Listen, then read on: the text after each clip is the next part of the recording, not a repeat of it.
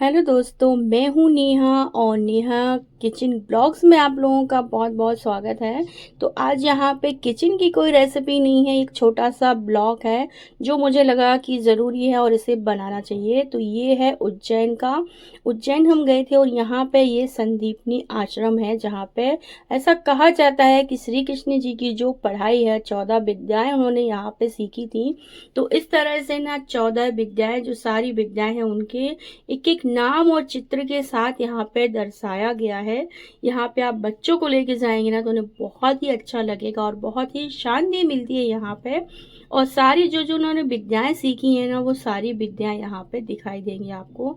तो बस यहाँ पे हमने सबसे पहले इस बार संदीपनी आश्रम ही गए, वहाँ पे हमने बढ़िया से दर्शन किए और उसके बाद हम गए काल भैरव के दर्शन करने के लिए। तो काल भैरव के दर्शन इसके पहले जब हम गए थे तो यहाँ पे ये लाइन होती ही नहीं थी और ना ही इतनी भीड़ होती थी। मतलब 5 से 6 साल पहले जब मैं यहाँ गई थी तब बिल्कुल भी भीड़ नहीं थी। सीधे जाके दर्शन किए थे फटाफट से और हम आ गए थे। पर अभी आप देख सकते हैं कि काल भैरव मंदिर में इतनी अधिक भीड़ है, इतनी अधिक भीड़ है ना कि मतलब हम इसको मतलब सोचते हैं कि कैसे इतना जल्दी यहाँ पे इतनी पब्लिक है। आप देख सकते हैं कि कितनी बड़ी रो बनाई गई है इस यहाँ पे पहुंचने के लिए, मंदिर में दर्शन के लिए। और मात्र आपको 2 सेकंड ही वहाँ पे खड़े होने मिलता है। इतनी लाइन में आप जब 2 से 3 घंटे लगे रहते हैं उसके बाद 2 सेकंड ही आपको दर्शन मिलते हैं। तो इसी तरह से यहाँ पे काल भैरव के मंदिर में हम पहुँचे दर्शन करने के लिए। तो ये दर्शन हमने शाम को ही किए थे। हम सुबह उज्जैन पहुँच गए थे, मतलब दोपहर में 12 बजे तक।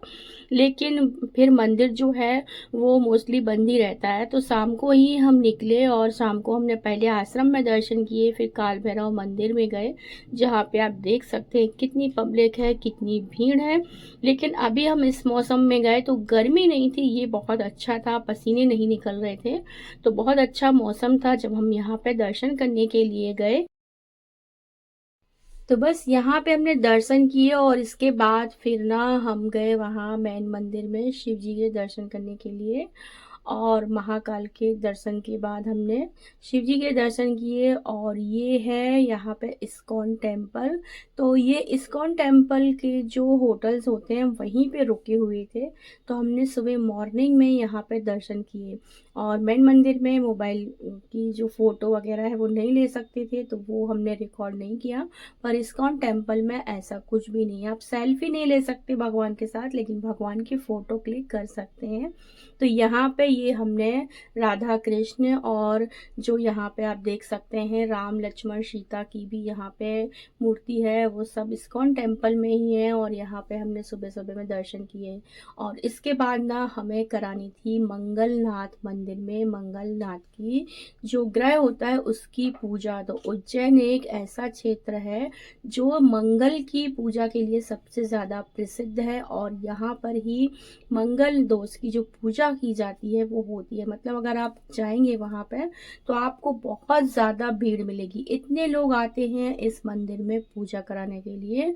और ये क्षिप्रा नदी के पास ये जो मंदिर है वो है। और यहाँ पे बहुत सारे लोग आते हैं, बहुत सारे पंडित होते हैं जो पूजा करते हैं। यहाँ पे गौशाला भी है। पूजा के बाद ऐसा कहा जाता है कि गायों को चारा और गुड़ होता है वो खिलाया जाता है।